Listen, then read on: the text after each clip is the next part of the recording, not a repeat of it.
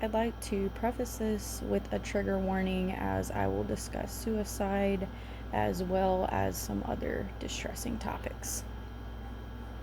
I want to start this off in the year of 2018 because I want to build a chronological timeline so that the viewer understands what happened with who and when, like a who, what, when, where, why.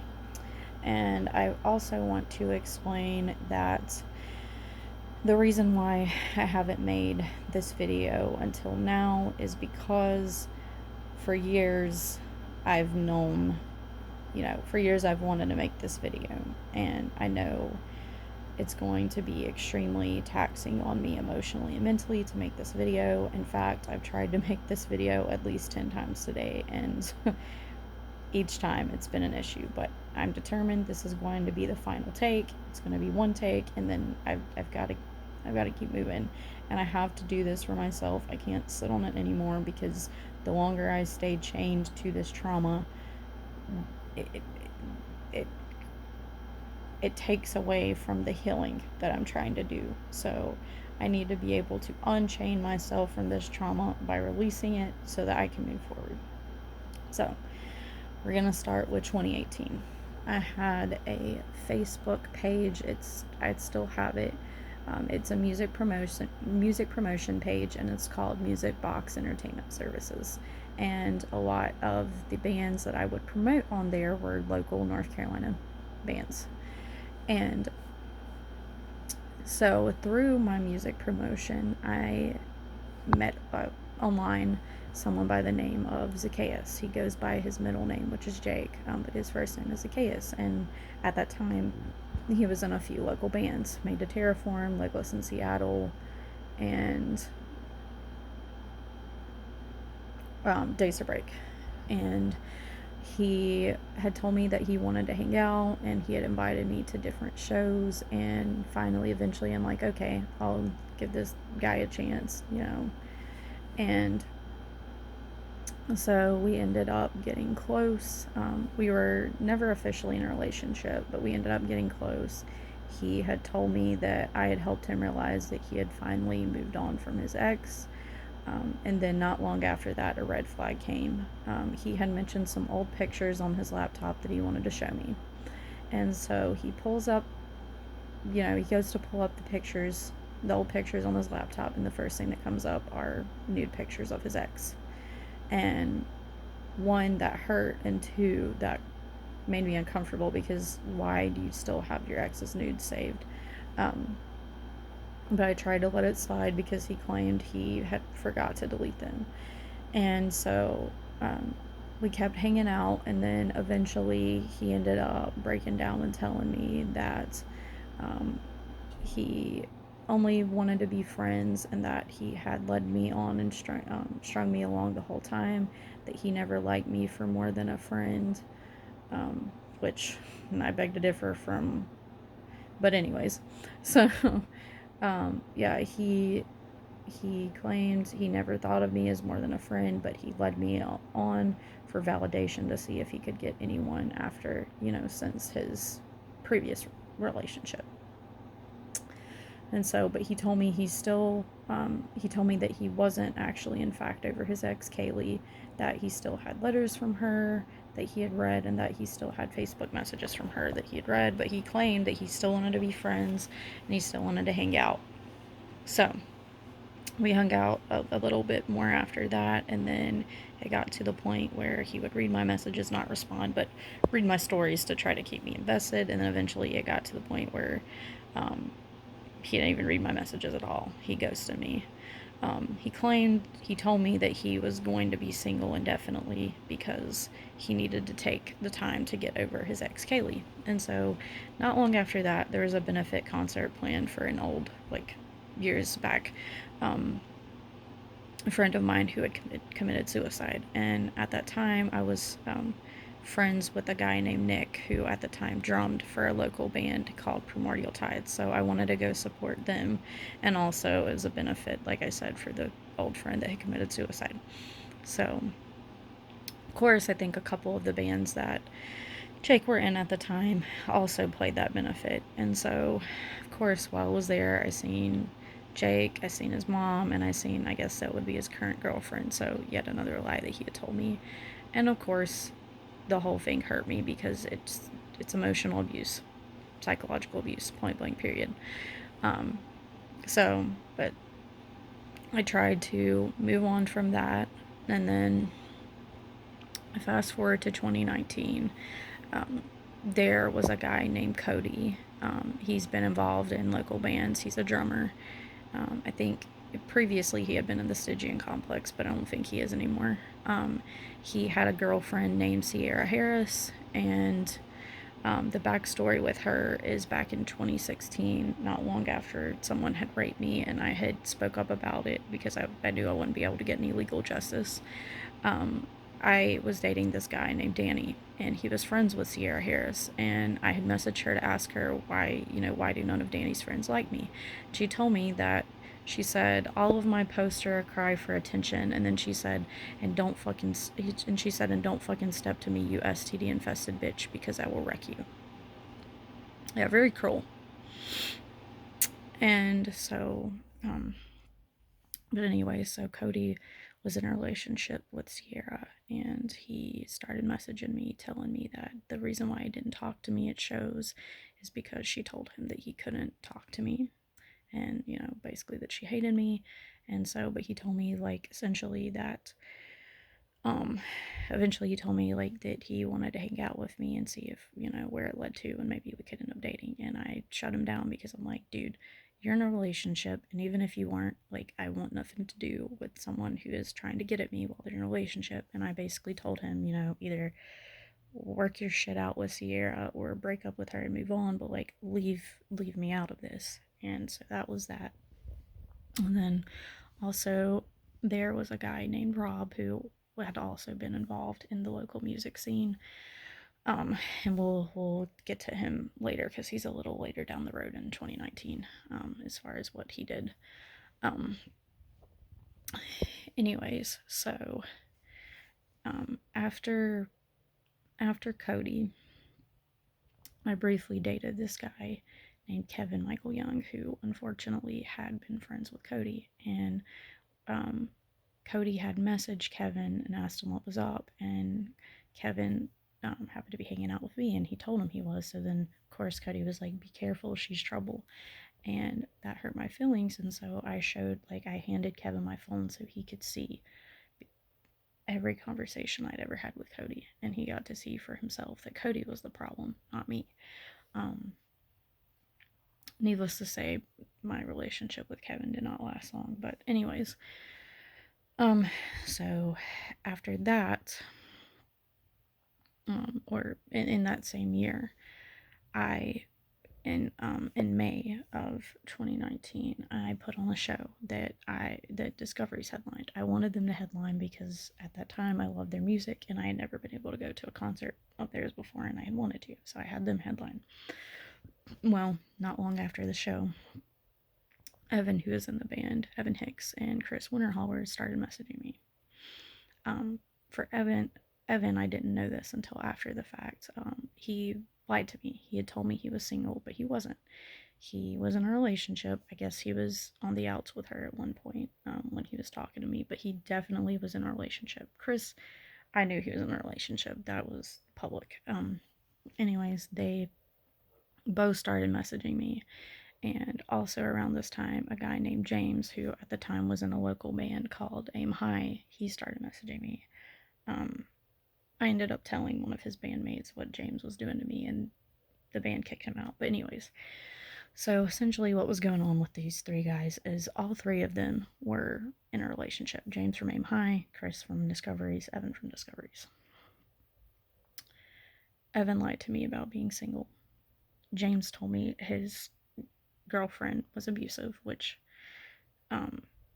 his bandmate told me that was not true, and that's what James tells girls to get closer to them. And then Chris, there, I tried, so conversations would escalate beyond him just trying to flirt with me, and there were a few different times I tried to bring his girlfriend up. And then with Evan, like I said, he told me he was single. He seemed to want to make me feel like I could trust him and confide in him. So from that, he knew that the last person I had been close with was Jake, and he knew what Jake had did to me. And so, um, and Evan knew I was mentally struggling. Chris knew to a certain extent, and James knew. And it was, I have anxiety and depression, and I was going through some things in my personal life as well. And Evan knew this, and he would always tell me, I want you to feel like you can tell me anything, you can confide in me, you can trust me. So there was a particular day I was struggling mentally, and I reached out to Evan because he had told me over and over again, you can reach out to me. And Evan left me on red, which again I found out after the fact. I guess he was in good standings with his girlfriend again, and that's why he ghosted me.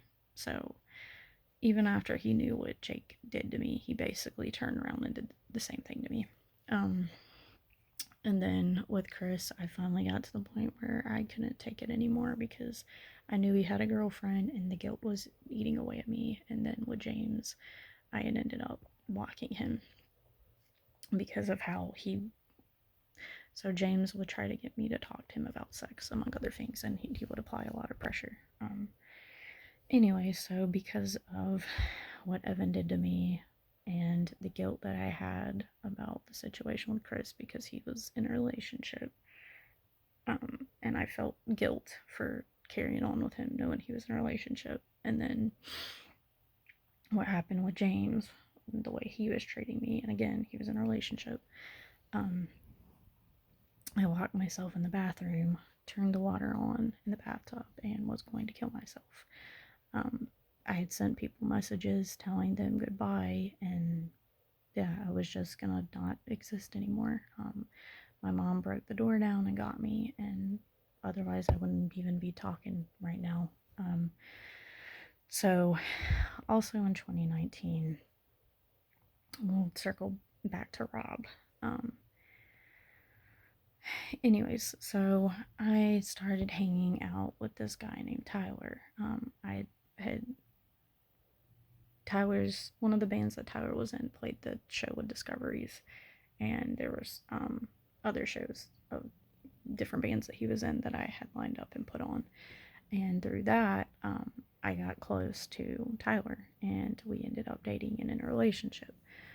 Well, Rob didn't know I was in a relationship, and so he messaged me and he wanted to hang out. And when I told him, I'm dating someone, the dynamic changed with him. And then I remember one day he messaged my boyfriend Tyler and was like, "Thanks for taking care of Kelly for me. Make of that what you will." Also, in 2019, the venue owner of Clayton Beverage, Stephen Grantham, had responded to a Facebook story post of mine telling me that I'm sexy and inviting me to come spend the night with him. He told me that he lives alone, and then he told me that normally he charges $150 for a booking fee, but for me, he would charge me $100. So again, draw your own conclusions. And then I want to get another point that I want to bring up in regards to guys from the local North Carolina music scene, ones that are up to no good. They want you to talk to them on Snapchat. There was one guy who I won't use his name because it was years ago, and this guy has actually tried to apologize and make amends. But I want to bring light to this, to the Snapchat thing. So this guy had messaged me on Snapchat, and he kept asking me different kind of questions because I could tell like he was fishing for compliments. He wanted me to compliment him. And when I finally complimented him, it escalated to him like asking me if I would ever hang out with him and if I would ever date him. And again, never met this dude. And he was in a band at the time. He's not in that band anymore. He was in Croesus. And that's all I'm going to say. And so, but again, mind you, that was years ago. We've made amends. I'm not doing this to shame him. I'm trying to make a point here about Snapchat. So that's what he done to me on Snapchat, and then there were 2 other guys, both involved in the local scene. I'll talk, because of my timeline, I'll talk about one first and the other later, because it happened later.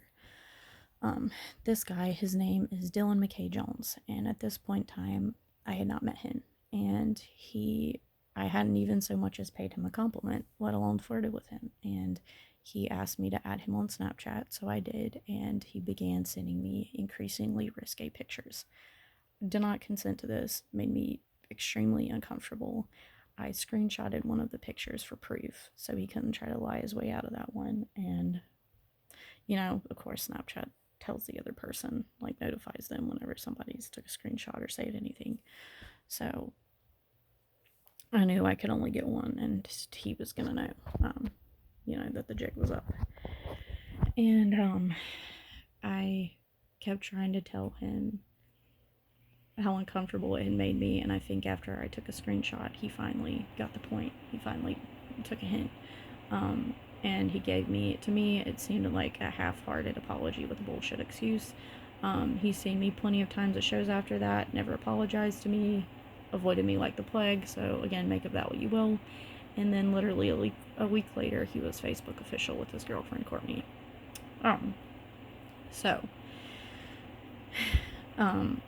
fast forward to, like I said, I'm in a relationship with this guy named Tyler, and I'll just fast forward to 2020 because that's where things get really bad again as far as guys from the local scene.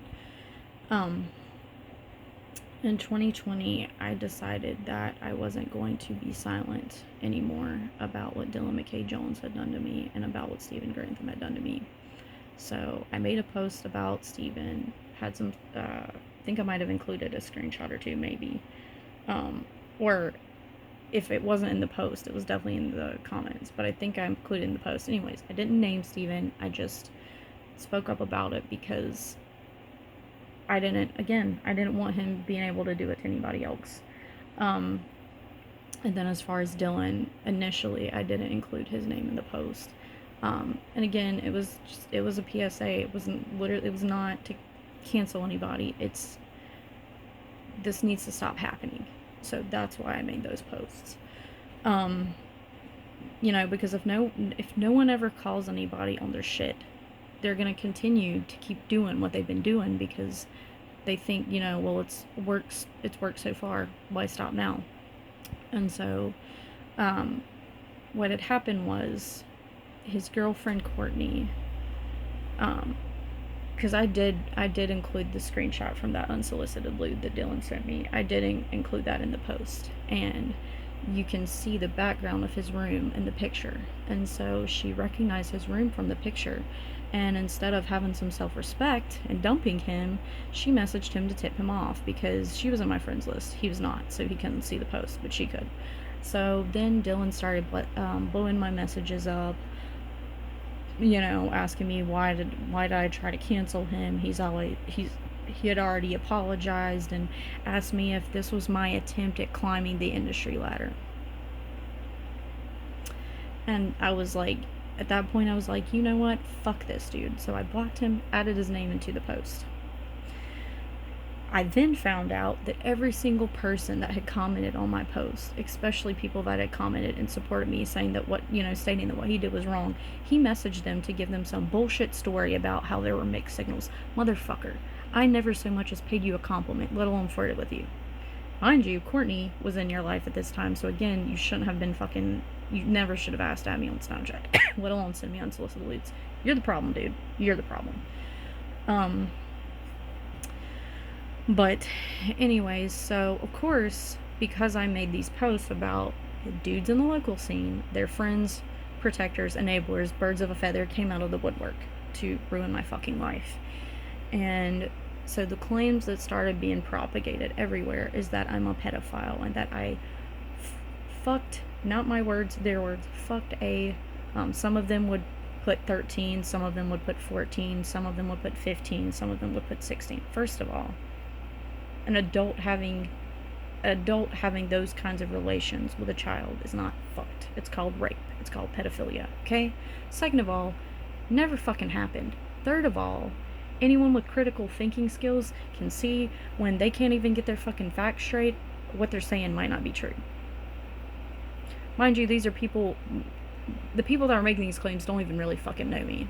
So, but yeah, that allegation about me caught fire, and it ended up getting to the point where the only two people, so basically what happened, I went to the magistrate because I didn't feel safe because of how quickly things had escalated online, because someone leaked what they thought was my address, so attempted doxing. Someone stated that I needed to have my ass beat. Someone was like multiple stab wounds. Their excuse was that was a lyric, but still. And then this dude named Piotr, who I never met, from I think he's from Michigan, made a post, tagged my name in it, and was like, someone beat this bitch's ass. And so then there was a whole thing from that, and it just, I didn't feel safe in my own home, let alone leaving my home, let alone, going to concerts. Granted, 2020, this was during COVID, so I didn't know if, when concerts were going to be a thing at that point in time. But my point was, I didn't feel safe anywhere. And I, certainly wouldn't feel safe if there were going to be concerts that these same people were going to be at that had. And then and what added another layer to it is there were people who had commented, who had claimed that they had seen me at different concerts before in North Carolina. And so and I had no idea who these people were. So that added a layer of, uncertainty and unsafety for me. And so I just didn't feel safe anywhere. So I went to the magistrate, and they told me, the only way to, give you legal protection so that legally you're safe and they can't, legally they can't fuck with you, is you have to file suit. And so, and they told me, the only people you're going to be able to file suit for is people that you can find an address for. So, I only had addresses for 2 other people. Granted, these 2 people just so happened to be 2 of the people that were fucking with me really bad. One was Ricky Ellis, and after, because he was all over those 2 posts that I mentioned, and after I blocked him, he just messaged me from a different account, and he also messaged my boyfriend after my boyfriend made a post in support of me. He messaged him basically, accusing me of being a pedophile. And then Blaine Cardwell was the other person, and he was posting anywhere and everywhere he could, letting people know that, that I'm a pedophile and that I'm crazy and I'm this, that, and the third. And then also in 2020, Evan Hicks made it a point to post on Facebook that the real reason why he ghosted me is because I'm mental. We can talk more about that later and why that's a problem and is not okay. But anyway, so yeah, 2020 was really bleak, and again, at one point, at this point in time, I lived next to a pond, and one night I almost jumped in the pond because I didn't feel like anyone cared about me. I didn't feel like anyone supported me, including my own boyfriend. And part of the reason why I didn't feel supported by him is because, he was never gonna post anything in support of me or anything. And it just, I just felt like I had no one. I didn't feel cared about. I didn't feel loved. I felt just alone and isolated. But anyways, obviously I made it through that. I'm still here. And so I made it through 2020. Anytime anybody, seen me in posts, the pedophilia claims came back up, which aren't true, and that reminds me I need to address those. Where those claims come from is back in 2016, after I had been raped. I was literally desperate to have a friend, and this guy named Nicholas Blaisdell added me into a group chat, and also added this apparent 15-year-old into the group chat, because Nick was 18, 19, and he used to go to high school with this 15-year-old. And for whatever reason, he added Joseph into the group chat. I could tell from the way Joseph was typing that he seemed like a kid to me. He seemed immature. And I asked him how old he was. He told me he was 15. Also, during this group chat, he was trying to flirt with me, which I immediately shut down. I left the group chat. I was trying to find Joseph's account so I could block him. And of course, right before I could find his account to block him, he messaged me, apologized profusely.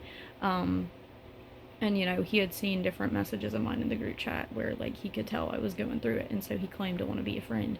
And yes, I know I'm an adult. I never should have had a 5 month long friendship with any child, and I will pay for that for the rest of my life.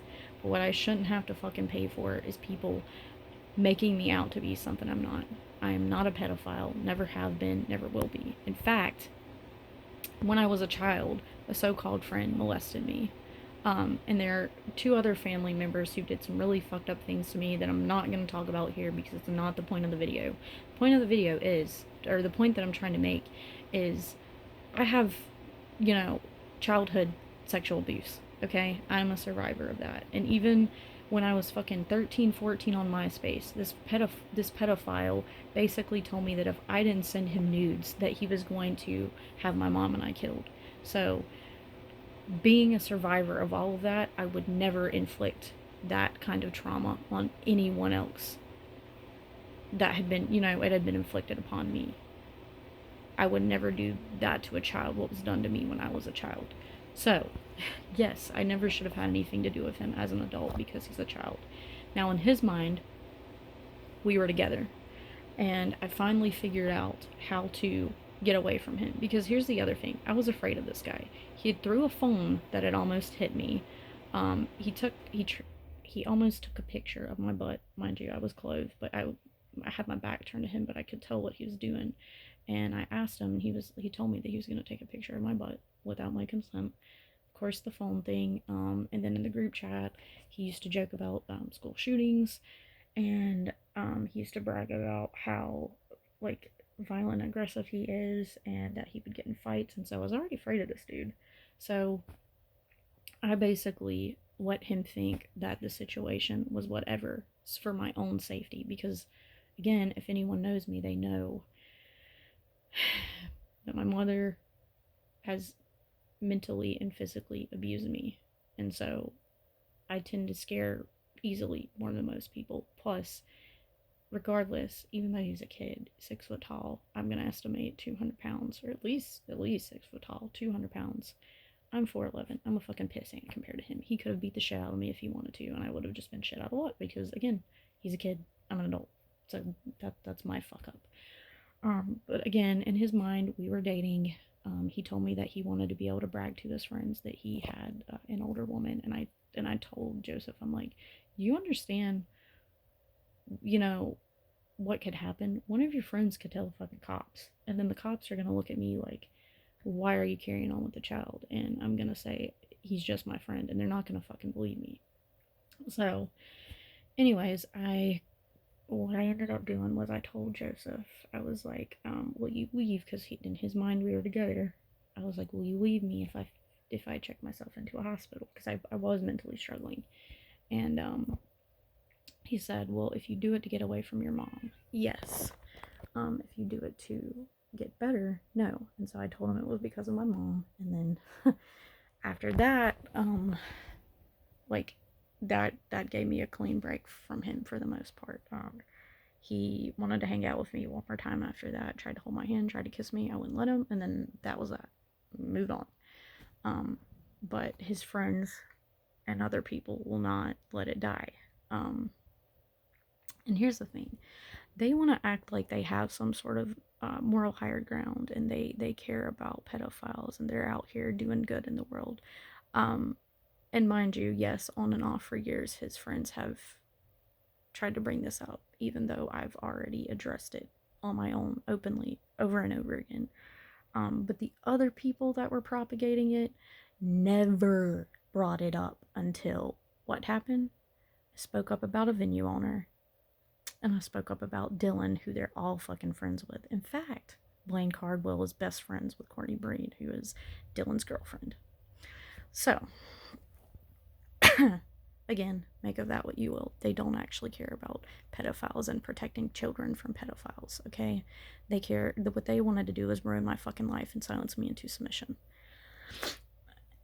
It is a fucking sausage party boys club of predators, and they're enablers. And some of those enablers are also predators. But anyways, so I somehow made it through all of that. And just to explain what happened at court, I brought laws and statutes with me to substantiate what Ricky and Blaine had been doing to me online and what laws it broke. The judge claimed ignorance of the law and would not allow me to read those in court.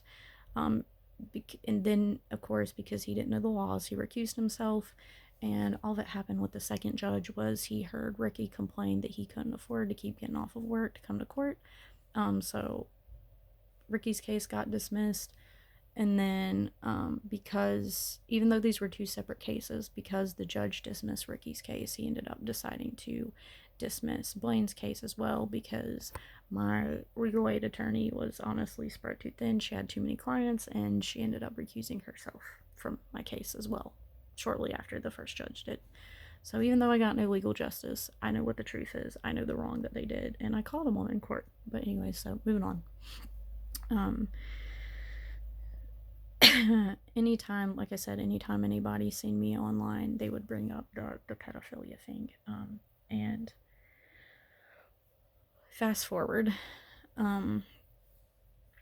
so there's someone, we're gonna call him Lemons, and it's his nickname, and he was best friends with Blaine Cardwell, and some information came out about Blaine Cardwell. It was an audio recording of him stating that he wanted to ass rape his little sister, and then there were some other things that came out about Blaine. And so Lemons, who I'll just say he's in Primordial Tides, he messaged me and apologized for supporting Blaine instead of supporting me when Blaine was doing all of that to me. And he started talking to me, and then he asked me if we could talk on Snapchat. Fucking Snapchat. And so we started talking on Snapchat. And again, because Snapchat has the screenshot feature, like where it lets the other person know when you screenshot, couldn't screenshot anything. But Lemons proceeded to tell me that at a show I went to, he seen me bend over and he took a picture up my skirt or of my ass, from when I was bending over without my consent. So again, part of the reason, and I know this is no excuse because I know better. I know I should have nipped it in the bud right then and there and blocked him. And fucking screenshotted it and blocked him. But anyways, it didn't fit with the version that I had made up of Lemons in my mind. And so, but then too, also, I was terrified because I'm like, what if I piss this dude off and he posts my picture everywhere? Whatever picture that he took of me without my consent. And so I kept talking to him, and at this time, I will admit it, I was engaged. Now on my 3-year anniversary, which was August 5th of 2021, or excuse me, August 5th of 2022, my boyfriend got into an argument with me, and then after he got into an argument with me, he walked ahead of me like so fast on purpose to where I couldn't keep up with him. And so I was very hurt by those two things that had happened, and it made me do a lot of examination about our relationship and the fact that like there were times where I know now, would be emotionally abusive, and I would threaten to break up with him. And He would apologize, say that he would make things better, things would be okay again for a while, and then it was just a fucking cycle. Now, the red flag to me should have came early on when, after the first time I had sex with Tyler, he told me, oh, great, I don't have to hold back anymore, I don't have to pretend anymore.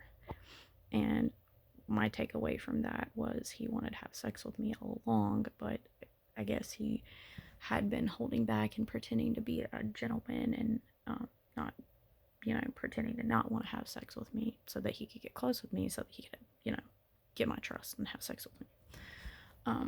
And so, and granted, I realized, that was a red flag right after he said that, right after we had sex. But at that point, I had already moved in with him, and I did not want to go back and move in with my abusive mom and my uncle, who was abusive to everybody. And so, I stayed with Tyler, and then, like I said, Lemons told me all of that on Snapchat, and I should have blocked him, and I didn't block him until later. And then, after I did block him, I found out, mind you, I don't know how old he is now, but he was 24 at the time, and as far as I know, he's still in a relationship with this girl, and as far as I know, she was barely 18, so, again, people can spin me as a pedophile. Granted, I know Joseph, when he first tried to message me, was 15, and then the first time, he met me, he was 16, so I know it's not quite the same thing because she was 18, which is technically an adult, but, think about how vulnerable or gullible or naive or all of the above that you are at the age of 18. And as far as I know, they're still together. And my opinion is that 18-year-olds generally are easier to manipulate and abuse and pull the wool over their eyes and mold them into what you want them to be. So, also, one of his former bandmates has even told me before on his own that Reese Lemons, is an abuser, and he's showed me evidence before, so again, make of it what you will.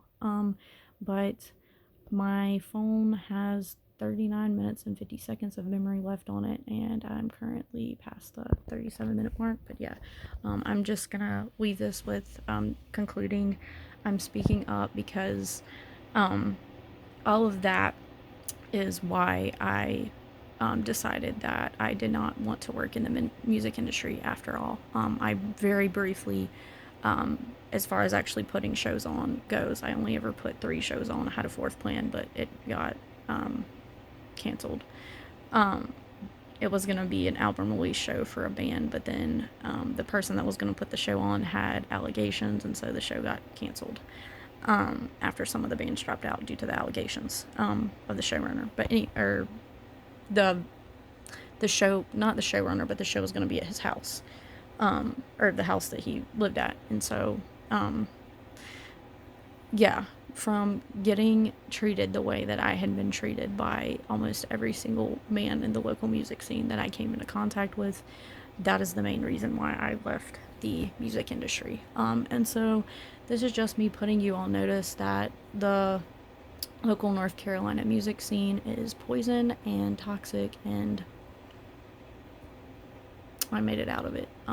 And to all of the men who did what you did to me,